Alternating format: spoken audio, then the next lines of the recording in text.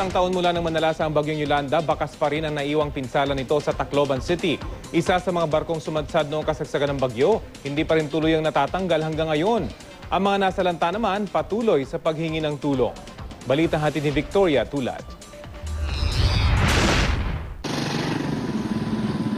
Isa ang MV Eva Jocelyn sa mga barko na sumadsad sa Tacloban noong kasagsagan ng Super Typhoon Yolanda. Sa sobrang lakas ng mga alon, dumire-diretso ito hanggang sa mapipi ang mga bahay at madaganan ang mga residente sa Barangay 68 Anibong.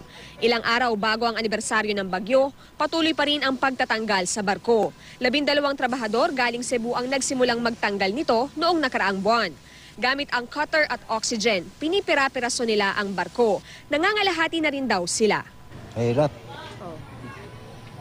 Mainit kayong gamit namin. Ano po ang deadline ninyo, sir? Kailan nyo po matatapos? December 31. Ang mga residente sa Barangay 68, kanya-kanyang tiis sa hirap ng buhay. Ang batang ito tumutulong na sa pagtitinda.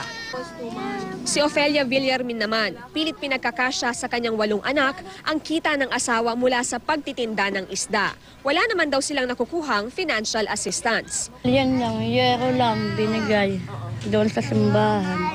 Yun lang. Mga relief wala.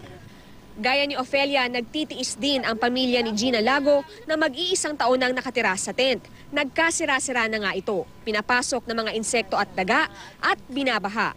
Ang kanya mga anak, lagi raw nagkakasakit. Bukod sa pamilya ni Gina, marami pang iba na taga-barangay 89 San Jose sa Tacloban, Leyte ang humihingi ng tulong. Ano pong balita ninyo, ma'am, mula sa City Hall? Wala, puro lang naman sila survey, tapos yung iba nag-interview din. Ang status sa bank houses, ganun pa rin. Hindi naman na-turnover namin, sa amin yan. Nasa national naman yan. The NHA has devised several schemes. So let's wait and see. Victoria Tulad, GMA News.